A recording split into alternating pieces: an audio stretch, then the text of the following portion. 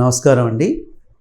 ఇప్పుడు ప్రస్తుతం ఉన్న వాతావరణం కానీ చలికాలంలో దగ్గు అనేది చాలామందికి ఇంట్లో చూసినట్టయితే నలుగురు ఉన్నట్టయితే ఒకరిద్దరి దగ్గు వస్తూ ఉంది.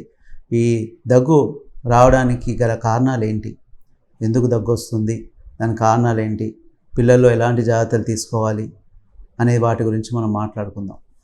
అయితే మనం దగ్గు విషయం చూసినట్టయితే దగ్గుకి రకరకాల కారణాలు ఉంటాయి. ముఖ్యంగా మనం ఇప్పుడు చూసుకున్నట్టయితే ఇప్పుడున్న పరిస్థితుల్లో ఈ జ్వరంతో పాటు దగ్గు కామన్గా వస్తుంది. ఇన్ఫెక్షన్స్ అంటే ఏ ఇన్ఫెక్షన్ అయితే ఈ గొంతులో ఇన్ఫెక్షన్ కానివ్వండి, ఊపిరితిత్తులో ఇన్ఫెక్షన్ కానివ్వండి, సైనస్ లాంటి ప్రాబ్లమ్స్ కానివ్వండి, వీటన్నిటితో కూడా దగ్గు వచ్చే అవకాశం ఉంటుంది. అది వైరస్ వల్ల కావచ్చు, బ్యాక్టీరియా వల్ల కావచ్చు, ఒక్కోసారి టీబీ వల్ల కావచ్చు. సో కారణాలు ఏదైనా దగ్గు అనేది వస్తుంటుంది. మనకు దగ్గు రకరకాలుగా మనం గమనించినట్టయితే ఎన్ని రోజుల నుంచి వస్తుంది అనేది కూడా చాలా అవసరం. కొంతమందికి ఈ ఇన్ఫెక్షన్, ఈ వైరల్ ఫీవర్స్, దగ్గుతో పాటు జ్వరం వస్తూ గొంతు నొప్పి వస్తూ ఒక 3 days 4 days నుంచి ఉంటుంది. కొంతమందికి చూసినట్టయితే ఇన్ఫెక్షన్స్ అనేవి కొన్ని రోజులుగా కూడా ఉండే అవకాశం ఉంటుంది, ఎస్పెషల్లీ ఊపిరితిత్తుల ఇన్ఫెక్షన్ ఉన్నప్పుడు. సో ఇన్ఫెక్షన్స్ వల్ల దగ్గు రావచ్చు. అలాగే అలర్జీ వల్ల, అంటే మనకు ఆస్తమా లాంటి ప్రాబ్లమ్స్ కానీ, డస్ట్ అలర్జీ ఉండడం కానీ, అలాగే కొంతమందికి చల్లగాలి పడకపోవడం కానీ, కొంతమంది తెల్లవారుజామున వాకింగ్ జాగింగ్ చేసే వాళ్ళకు దగ్గు తుమ్ములు రావడం కానీ జరుగుతూ ఉంటుంది. అంటే ఇన్ఫెక్షన్ లేకుండా కూడా దగ్గు వచ్చే అవకాశం ఉంటుంది. దాన్ని అలర్జిక్ కాఫ్ అంటాం. సో ఈ అలర్జిక్ కాఫ్ అనేది కామన్గానే చూస్తూ ఉంటాం, చాలా మందిలో ఉంటూ ఉంటుంది. అలర్జీస్ అనేవి బాగా పెరిగిపోయి, ఎందుకంటే బయట పొల్యూషన్ చూసినా సరే, ఇంట్లో మన పొల్యూషన్ కూడా ఎక్కువగానే ఉంటుంది. రెగ్యులర్గా మనం క్లీన్ చేసుకోవడం అవన్నీ చేసినట్టయితే డస్ట్ అనేది కూడా ఎక్కువగా వస్తుంది. కొంతమందికి డస్ట్ పడదు, కొంతమందికి ఈ యొక్క పొల్యూషన్ పడదు, కొంతమందికి పోలెన్ పడదు. సో రకరకాలుగా అలర్జీస్ ఉంటాయి. ఆ అలర్జీస్ వల్ల కూడా దగ్గు వచ్చే అవకాశం ఉంటుంది. ఆ దగ్గు ఎప్పుడైతే ఈ అలర్జీకి ఎక్స్పోజ్ అవుతారో అది అప్పుడు వచ్చి రిపీటెడ్ కూడా వస్తుంది, ఎపిసోడిక్ అంటాము, అండ్ రెగ్యులర్గా కూడా వస్తుంది, లాంగ్ టర్మ్గా కూడా రావచ్చు. సో ఈ విధంగా గమనించినట్టయితే ముఖ్యంగా ఒక ఇన్ఫెక్షన్ వల్ల కానీ, ఒక అలర్జీ వల్ల కానీ దగ్గు రావచ్చు. కొంతమందిలో వేరే కారణాలు ఉన్నా కూడా అవి అంత కామన్ కాదు, కాబట్టి వాటి గురించి మనం మాట్లాడుకోవాల్సిన అవసరం లేదు. సో ఈ అలర్జిక్ కాఫ్ అనేది కూడా ప్రతిసారి కూడా అలర్జిక్ కాఫ్ వచ్చినప్పుడు అది ఇన్ఫెక్షన్ అని చెప్పి దానికి యాంటీబయాటిక్ పెట్టాల్సిన అవసరం లేదు. సో మనం ఎందుకు వస్తుంది, ఏ కారణాల వల్ల వస్తుంది, ఆ తర్వాత హిస్టరీ అంటాం, అందులో మనకు తెలిసిపోతూ ఉంటుంది. అండ్ ఆస్తమా ఉన్న వాళ్ళు కూడా ఈ దగ్గు వచ్చే అవకాశం ఉంటుంది. గమనించినట్టయితే మనం స్మోకర్స్, ఎక్కువగా స్మోక్ చేసే వాళ్ళకి లంగ్స్ ప్రాబ్లమ్స్ వస్తూ ఉంటాయి. ఆ లంగ్లో ప్రాబ్లం వచ్చినప్పుడు కూడా ఓవర్ పీరియడ్ ఆఫ్ టైం, నెలలుగా సంవత్సరాలుగా ఎవరైతే స్మోక్ చేస్తూ ఉంటే వాళ్ళలో లంగ్స్ కూడా ఇబ్బంది అయ్యి లంగ్స్ కూడా దెబ్బతినే అవకాశం ఉంటుంది. దాన్ని సిఓపిడి అంటాం. దాంట్లో కూడా కాఫ్ అనేది మెయిన్ సిమ్టమ్గా ఉంటుంది. ఎన్నో రోజుల నుంచి దగ్గుతూనే ఉంటారు. సో వాళ్ళకు కూడా జాగ్రత్తలు తీసుకోవాల్సిన అవసరం ఉంది. సో ఇవి మనం కామన్గా ఈ దగ్గు ఎందుకు వస్తుంది అనే వాటి గురించి మనం ఇప్పుడు ఆలోచించాం. అయితే ఈ దగ్గు మనకు తగ్గడానికి ఎలా చేయాలి, దగ్గు తగ్గడానికి ఏంటంటే మనం ముఖ్యంగా ఎందుకు దగ్గు వస్తుంది, అది ఇన్ఫెక్షన్ వల్ల వస్తుందా, ఒక అలర్జీ వల్ల వస్తుందా, లేకపోతే స్మోకింగ్ వల్ల వస్తుందా, ఈ స్మోక్ చేయడం వల్ల లంగ్స్ ప్రాబ్లం అయి వస్తుందా అనేది మనం చూసుకోవాల్సిన అవసరం ఉంది.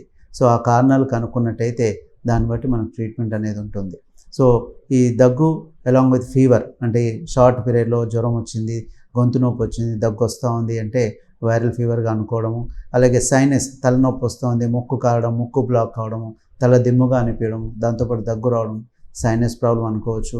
అలాగే హై ఫీవర్ ఉంది, లంగ్స్లో ఇన్ఫెక్షన్ ఉంది, దగ్గు బాగా వస్తుంది తెమడతో, దాంతో కూడా ఈ యొక్క కాఫ్ వచ్చే అవకాశం ఉంటుంది. సో ఈ కాఫ్ ఇన్ఫెక్షన్ వల్ల వచ్చినట్టయితే దాని తగ్గట్టుగా మనం యాంటీవైరల్ కానీ, యాంటీబయాటిక్స్ కానీ తీవ్రతను గుర్తించి దాన్ని బట్టి ట్రీట్మెంట్ ఇవ్వాలి. అలర్జిక్ కాఫ్ గమనించినట్టయితే ఈ యొక్క అలర్జీ దేనివల్ల వస్తుంది, డస్ట్ వల్ల వస్తుందా, చల్లదనం వల్ల వస్తుందా, లేకపోతే చల్లటి వాటర్ తీసుకోవడం వల్ల వస్తుందా, అవన్నీ కూడా గమనించాల్సిన అవసరం ఉంది. తద్వారా మనం వాటిని అవాయిడ్ చేయడము. అలాగే బ్లడ్ టెస్ట్ రూపంలో బ్లడ్లో ఏమైనా ఈస్నోఫీలియా ఉందా, అలర్జీ కణాలు ఏమైనా పెరిగాయా, అటువంటివన్నీ చూసుకొని దాన్ని ఈస్నోఫీలియా అంటాం. వాటి ద్వారా మనకు మందులు పెట్టుకున్నట్టయితే ఈ యొక్క దగ్గు కూడా క్రమేపీ తగ్గే అవకాశం ఉంటుంది. ఎస్పెషల్లీ ఆస్తమా ఉన్నవాళ్ళు, అలర్జీస్ ఉన్నవాళ్ళు ఈ సీజన్లో కూడా ఇంకా చాలా జాగ్రత్తగా ఉండాలి. వాళ్ళు తెలుసుకోవాలి, ఒక అట్లీస్ట్ లిస్ట్ చేసుకోవాలి, నాకు ఏవి పడుతున్నాయి, ఏవి పడట్లేదు అనేది ఒక అవగాహన వాళ్ళకు ఉండాలి. తద్వారా వాళ్ళ అలర్జీని మనం దూరంగా పెట్టినట్టయితే ఖచ్చితంగా దగ్గు తగ్గే అవకాశం ఉంటుంది. ఎక్కువ మెడిసిన్స్ కూడా వాడకుండా అవకాశం ఉంటుంది. ఒకవేళ తగ్గకపోతే ఆస్తమా అటాక్స్ వస్తున్నా, శ్వాస ఇబ్బంది బాగా ఉన్నా డాక్టర్ని సంప్రదించాల్సిన అవసరం ఉంది. తద్వారా ట్రీట్మెంట్ చేసుకోవచ్చు. అయితే జాగ్రత్తలు ఏం తీసుకోవాలి? జాగ్రత్తలు ఎటువంటివి తీసుకోవాలి? ముఖ్యంగా గమనించినట్టయితే ఇన్ఫెక్షన్ వల్ల వచ్చిందంటే ఇన్ఫెక్షన్ రాకుండా మనం జాగ్రత్తలు చేయాలి. అంటే ఎవరికైనా దగ్గు, తుమ్ములు, ఇన్ఫెక్షన్ ఏది ఉన్నప్పుడు అట్లీస్ట్ వాళ్ళు మాస్క్ పెట్టుకోవడం కానీ మనం మాస్క్ పెట్టుకోవడం కానీ చేయాలి. ఎస్పెషల్లీ ఈ సీజన్లో ఈ ఫ్లూ ఫీవర్స్ చూసినట్టయితే చాలా కామన్గా వస్తూ ఉన్నాయి.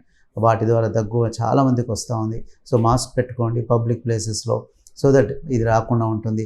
అలాగే మంచి ఆహారం, మంచి ప్రోటీన్ ఫుడ్ తీసుకోవాలి.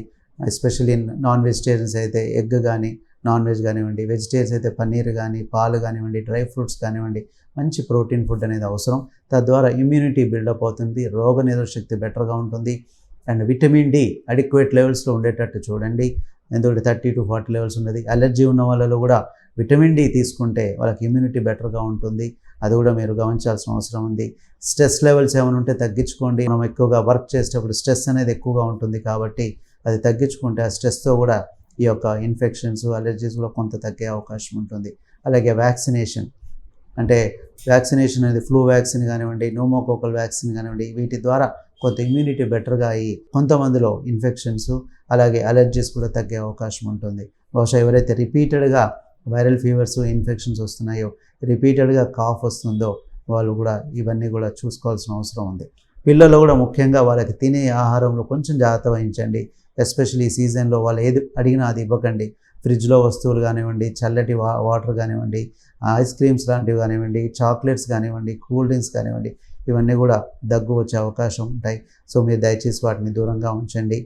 అలాగే మంచి ఆహారాన్ని, పాలను 2 సార్లు పట్టడం కానీ, మంచి డ్రై ఫ్రూట్స్ వాళ్ళకు కూడా మంచి ఇవ్వడం, దంచి ఇవ్వడం కానీ, లేకపోతే వాళ్ళకి ఇస్తే మంచిది. ఎగ్ పెట్టండి రోజు, ఒకవేళ ఎగ్ తినగలిగితే. అండ్ అదేవిధంగా వాళ్ళకున్న వ్యాక్సినేషన్ ఏదైతే ఉందో, ఫ్లూ వ్యాక్సిన్ కానీ as per their schedule, vaccine schedule ప్రకారంగా వ్యాక్సిన్ అన్ని కూడా చేయండి. తద్వారా వాళ్ళకి ఇన్ఫెక్షన్స్ తీవ్రత రాకుండా, ఎక్కువ కాకుండా కాపాడుకునే అవకాశం ఉంటుంది. బహుశా ఇవన్నీ కూడా మీరు చేస్తే దగ్గు అనేది చాలామందికి తగ్గే అవకాశం ఉంటుంది. ఒక్కోసారి రాకుండా కూడా ఉండొచ్చు.